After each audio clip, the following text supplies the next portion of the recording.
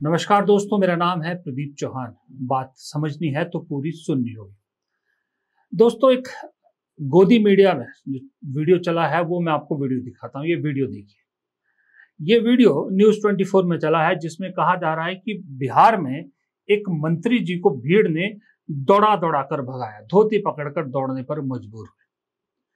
ये वीडियो गोदी चैनल चला रहे हैं और ये पहला वीडियो नहीं है। इससे पहले 2 दिन पहले पटना में भी एक मंत्री को सड़क पर दौड़ाया गया था। फिर एक और मंत्री सभा से मंच पर से बोलने पर मजबूर हुए कि मुझे आप लोगों का वोट नहीं चाहिए। ये बिहार की ताजा स्थिति है। और ये ताजा स्थिति कब बनी? ताजा स्थिति तब बनी जब राहुल गांधी और तेजस्वी यादव, दो चेहरे, सड़क पर उतरे और लोगों से ये अपील करने लगे कि आपके वोट का अधिकार आपसे छीना जा रहा है। उसके बाद वक्त जैसे बढ़ता गया 11 दिन, कल 11 दिन हो गया, आज 12वां दिन है यात्रा का। इस यात्रा का तापमान बढ़ता जा रहा है। प्रियंका गांधी, राहुल गांधी की बहन, अपने भाई की मदद के लिए यात्रा में शामिल हुई। बाकायदा एक दिन राहुल गांधी ने जब मोटरसाइकिल पर, बाइक पे बैठकर यात्रा की थी, तो गोदी एंकरों को, गोदी मीडिया को, गोदी अंधभक्तों को बहुत मिर्ची लगी थी। कल उन्हें और मिर्ची लगाने के लिए राहुल गांधी ने अपनी बहन को भी अपने साथ बाइक पे बिठा लिया पीछे। और आधे यात्रा में तमिलनाडु के मुख्यमंत्री एम.के. स्टालिन और उनकी बहन कानिमोझी को भी यात्रा में शामिल किया। यानी जो एक यूट्यूबर, जो एक वक्त में बीजेपी का नेता था, जो एक जहर फैलाने की कोशिश की थी तमिल और बिहारी लोगों के बीच में, उस जहर को प्यार में बदलने के लिए स्टालिन बिहार की सड़कों पर राहुल गांधी के साथ घूम रहे थे। ये सब कल मिर्चें लगी, बहुत जबरदस्त तरीके से मिर्चें लगी। लेकिन ये मिर्चें अब एक राजनीति में, एक यूं कह सकते हो कि आप एक नई करवट लेने लगी है। आप ये बताइए, जब से राहुल गांधी की यात्रा शुरू हुई है, आपने कहीं नीतीश कुमार को कुछ देखा सुना है? एक प्रधानमंत्री को साथ छोड़ के मैंने नहीं देखा। सम्राट चौधरी को कहीं देखा है? मैंने नहीं देखा। वो इसलिए नहीं देखा क्योंकि इस वक्त उन्हें ये डर है कि जो ये मंत्रियों के साथ हो रहा है ना, जो लोग भगा भगा के, दौड़ा दौड़ा के भगा रहे हैं, कहीं उनके साथ ना हो जाए।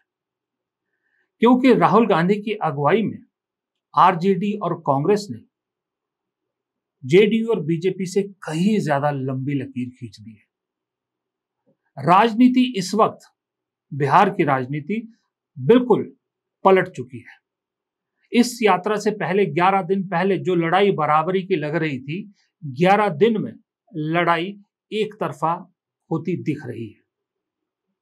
तेजस्वी यादव राहुल गांधी की अगुवाई में इस यात्रा में शामिल हैं, लेकिन ये सबको मालूम है, राहुल गांधी को भी मालूम है कि बिहार में चेहरा तो तेजस्वी यादव ही है। महागठबंधन के मुख्यमंत्री के दावेदार वही हैं, वही चेहरा है। इसलिए तेजस्वी यादव बड़े भाई के साथ छोटे भाई की भूमिका में है। लेकिन बड़ा भाई राहुल गांधी अगर मोदी पर निशाना साधता है, चुनाव आयोग पर निशाना साधता है, राष्ट्रीय राजनीति पर बात करता है, तो तेजस्वी यादव ये नहीं भूलते कि बिहार की राजनीति का जिक्र करना उनकी जिम्मेदारी है। इसलिए उन्होंने अब तो एक बहुत बड़ा आरोप लगा दिया। उन्होंने आरोप लगाया कि एसआईआर में दरअसल सिर्फ वोट काटने की राजनीति नहीं है, इसमें भ्रष्टाचार के जरिए करोड़ों रुपया अंदर करने का भी खेल है। इस एनडीए की सरकार में घूसखोरी बढ़ी है कि नहीं बढ़ी है? बढ़ी है। एसआईआर में आप लोगों को आवासीय प्रमाण पत्र बनवाना होता है, जातीय प्रमाण पत्र बनाना होता है, देना पड़ता है कि नहीं देना पड़ता है घूस? अब तक समझिए, जब से एसआईआर की प्रक्रिया चल रही है, आवासीय प्रमाण पत्र, जातीय प्रमाण पत्र बनाने में लगभग 4,000 करोड़ का रिश्वत जो है लिया गया। और ये सब एनडीए के नेताओं के पास जो है ये पैसा पहुंच रहा है। ऐसी भ्रष्ट निकम्मी सरकार, जहां अपराध ही अपराध। बताइए, मुजफ्फरपुर में अपराध बढ़ा है कि नहीं बढ़ा है? कोई माताएं बहनें सुरक्षित हैं? रेप करके फेंक दिया जाता है, अस्पताल में जगह नहीं मिलती है, मृत्यु हो जाती है। ऐसी सरकार आप लोगों को चाहिए क्या? कोई सुनने आया? कोई देखने आया? कहां गए मुख्यमंत्री जी? कहां गए देश के प्रधानमंत्री मोदी जी? खाली जुमला बोलने से होगा? अब तेजस्वी यादव इतना बड़ा आरोप लगा रहे हैं, अब इसकी क्या कोई सफाई देगा? और हद इसमें काफी सच्चाई भी है।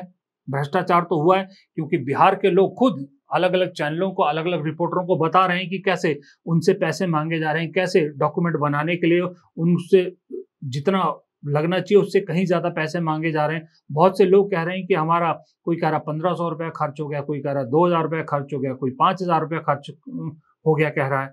तो वो पैसा भ्रष्टाचारी तो है, और क्या है। एक वीडियो आया था, याद है, जहां बीएलओ भी नाम उसमें फॉर्म लेने के पैसे ले रहा था, याद है। ये भ्रष्टाचारी तो इसी की बात तेजस्वी यादव कर रहे हैं। और तेजस्वी यादव चेहरा है, तेजस्वी यादव पॉपुलर है। जितने भी सर्वेज आए हैं अब तक बिहार के, सबसे पॉपुलर चेहरा तेजस्वी यादव है मुख्यमंत्री पद के लिए। युवा चेहरा है, युवाओं के साथ कनेक्ट करते हैं। उन्हीं की जोड़ी में कांग्रेस का एक युवा चेहरा है। कांग्रेस ने जिस पे दाव लगाया है बिहार में, उसका नाम है कन्हैया कुमार। पप्पू यादव भी, आप में से कहेंगे पप्पू यादव भी, लेकिन पप्पू यादव कांग्रेस के साथ अभी तक डायरेक्टली जुड़े हुए नहीं, वो इंडिपेंडेंट सांसद है। हाँ, कांग्रेस के साथ काम करते हैं। कृष्णा अल्लाउरू प्रभारी हैं, वो चेहरा नहीं हो सकते। तो बिहार में कांग्रेस का चेहरा कन्हैया। बहुत कोशिश की गोदी मीडिया ने पप्पू यादव और कन्हैया को भड़काने की, लेकिन कामयाब नहीं हुए। पप्पू यादव अगर एक दिन राहुल गांधी के साथ उनकी गाड़ी में थे यात्रा में, तो कन्हैया कुमार राहुल गांधी के साथ मंच साझा कर रहे हैं। और कन्हैया कुमार भी बिहार के लोगों को ये बताना नहीं भूलते कि दरअसल इस यात्रा का मकसद क्या है और बिहार के लोगों को सबसे बड़ा खतरा इस वक्त क्या है।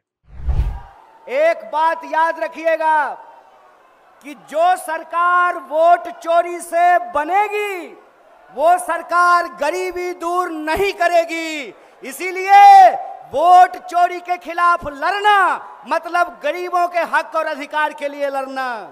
जो सरकार वोट चोरी से बनेगी, वो सरकार पेपर लीक कराएगी।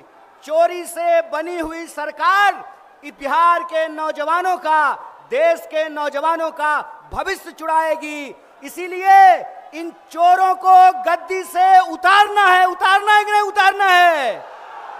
जोरदार बुलंद आवाज में कहिए, वोट चोर गद्दी छोर। अरे वोट चोर गद्दी छोर। वोट चोरी नहीं चलेगी। अरे वोट चोर गद्दी छोर। वोट चोर जब गद्दी पर बैठते हैं, देश की संपत्ति चुराते हैं और अपने दोस्तों की तिजोरी में पहुंचाते हैं। चोरों की यह सरकार नहीं चलने वाली है। राहुल गांधी के साथ पहले प्रियंका, प्रियंका के बाद स्टालिन, स्टालिन के बाद अब हेमंत सोरेन होंगे, फिर अखिलेश होंगे। ये सब जो बड़े बड़े नेता यात्रा में शामिल हो रहे हैं, वो जाहिर सी बात है, जैसे स्टालिन का मैंने कहा, स्टालिन का तमिलनाडु से कोई लेना देना नहीं है, स्टालिन का बिहार से कोई लेना देना नहीं है, लेकिन वो अपने गठबंधन के सहयोगियों की मदद के लिए यहाँ आए। और वो जो एक दुष्प्रचार किया गया था तमिल लोगों के खिलाफ, तमिलनाडु के लोगों के खिलाफ, उसको मिटाने आए थे। अखिलेश यादव जानते हैं कि बिहार की इस यात्रा का असर उत्तर प्रदेश में भी होगा, वो भी मौका नहीं छोड़ना चाहते। और वैसे भी लालू प्रसाद यादव परिवार के साथ उनके संबंध है पुराने। उनके लालू प्रसाद यादव, मुलायम सिंह यादव की जोड़ी जो है वो मशहूर थी। हेमंत सोरेन भी एक भागीदार है, हिस्सेदार है बिहार की राजनीति में, क्योंकि साथ लगता प्रदेश उनका है। तो ये सब लोग जब एक साथ जुड़ रहे हैं और एक ही यात्रा में शामिल होकर बिहार में संदेश दे रहे हैं, तो इस वक्त पूरा सिस्टम जो है ना, चाहे वो जेडीयू का हो, चाहे बीजेपी का हो, चाहे दिल्ली का हो, चाहे बिहार का हो, वो सिस्टम इस यात्रा से फिलहाल ध्यान हटा के अब पूरा ध्यान जो यात्रा की समाप्ति पर पटना में महारैली होने वाली है ना, उस पर फोकस कर रहा है और एक अपने लिए कवच तैयार कर रहा है। कवच क्या तैयार कर रहा है? समझ गए बीजेपी के पास कोई चेहरा नहीं है जिसको आगे कर सके। नीतीश कुमार पे लेके वैसे ही बहुत सारे सवाल है उनके स्वास्थ्य को लेके, तो ऐसे में कवच के लिए अब बीजेपी प्रशांत किशोर को आगे कर रही है। जी हाँ, बहुत से लोग मेरे से एग्री नहीं करते कि प्रशांत किशोर अलग है, इंडिपेंडेंट है। नहीं जी, टाइमिंग देखिए प्रशांत किशोर की, हर चीज की टाइमिंग देखिए। लोकसभा चुनाव में भी जो इंटरव्यूज बांट रहे थे वो सब चीज की टाइमिंग देखिए। प्रशांत किशोर एक बीजेपी का मुखौटा है, आप मेरे से लिख के ले लीजिए। तो इस वक्त प्रशांत किशोर को खूब बढ़ाया जा रहा है। अगर बीजेपी का वोट, बीजेपी के खिलाफ प्रशांत किशोर चुनाव लड़ रहे होते तो क्या गोदी मीडिया की हिम्मत थी कि हर चैनल जा जाके प्रशांत किशोर का इंटरव्यू कर रहा है? क्यों नहीं तेजस्वी यादव के इंटरव्यूज करने के लिए गोदी मीडिया ऐसे दौड़ रही? क्यों नहीं राहुल गांधी के या कांग्रेस के किसी इसका इंटरव्यू कर रहे हैं? लेकिन प्रशांत किशोर का इंटरव्यू हर चैनल कर रहा है। क्यों कर रहा है? क्योंकि उसको एक शील्ड के रूप में बीजेपी आगे कर रही है। तेजस्वी वर्सेस प्रशांत किशोर। प्रशांत किशोर की पॉपुलैरिटी भी हर सर्वे में बढ़ती दिखाई जा रही है। तेजस्वी के बाद नंबर 2 पे आ गए हैं। मैं सिर्फ एक सवाल पूछता हूं उन लोगों से जो कहते हैं कि प्रशांत इंडिपेंडेंट चुनाव लड़ रहे हैं। जब बात आती है कि कांग्रेस मजबूत हो रही है तो ये लोग एक तर्क देते हैं। ये लोग कहते हैं कि कांग्रेस यात्रा का फायदा जो है आरजेडी को हो सकता है, कांग्रेस को ज्यादा फायदा नहीं होगा क्योंकि कांग्रेस का संगठन नहीं है, संगठन कमजोर है। बिहार में तो ज्यादा फायदा नहीं होगा। चलिए मान लिया कि संगठन कमजोर है, ठीक है, तो फिर प्रशांत किशोर को आप इतना बड़ा दावेदार क्यों बना रहे? प्रशांत किशोर का संगठन तो कांग्रेस से भी कमजोर है। कांग्रेस के कम से कम पुराने दफ्तर, पुराने सब कुछ कार्यकर्ता 1, 2, 4 जितने भी है वो तो हैं। प्रशांत किशोर तो नई पार्टी है। प्रशांत किशोर के पार्टी में कौन है उनके अलावा भी किसी को नहीं भी पता, उनका संगठन क्या कहाँ है नहीं पता। उनका संगठन तो कांग्रेस से भी कमजोर है। लेकिन नहीं, प्रशांत किशोर बड़ी फोर्स है, कांग्रेस का संगठन नहीं है, इसलिए राहुल गांधी की यात्रा के बावजूद भी वो इतनी मजबूत नहीं है। ये डबल स्टैंडर्ड इसीलिए क्योंकि प्रशांत किशोर को ऊपर करना है, प्रशांत किशोर को बीजेपी का एक मुखौटा बना के आगे लड़ना है, तेजस्वी के सामने खड़ा करना है, क्योंकि अपने पास कोई है नहीं चेहरा। अचल हकीकत यह है। लेकिन अंत में मैं फिर यही बात कहूंगा कि ये दो चेहरों ने, राहुल गांधी की अगुवाई में कन्हैया और तेजस्वी ने पूरी राजनीति बिहार की बदल दी है। कन्हैया की वो यात्रा भी मत भूलिएगा, रोजगार दो यात्रा, वहां से शुरू हुआ था ये सफर, वहां से लेके राहुल गांधी की इस यात्रा तक। बेशक कन्हैया कोई मुख्यमंत्री पद के दावेदार नहीं होंगे या वो नहीं, लेकिन आने वाला भविष्य बिहार में कन्हैया कुमार है कांग्रेस का और राहुल गांधी उस पर दाव लगा रहे हैं, ये तो साफ दिख रहा है। और प्रेजेंट में महागठबंधन का भविष्य तेजस्वी है। तो दोनों को मिलकर, दोनों को साथ चलकर इस अपनी लंबी लकीर को और लंबी करना होगा, क्योंकि राजनीति में एक हफ्ते में भी कई बार चीजें बदल जाती है। यहाँ अभी अक्टूबर एंड या नवंबर फर्स्ट वीक तक जब तक चुनाव नहीं होते, थोड़ा वक्त है। इस वक्त को 2 महीने का वक्त है, इसको खींचना पड़ेगा। फिलहाल इस वीडियो में इतना ही। प्रदीप चौहान को दीजिए इजाजत। नमस्कार।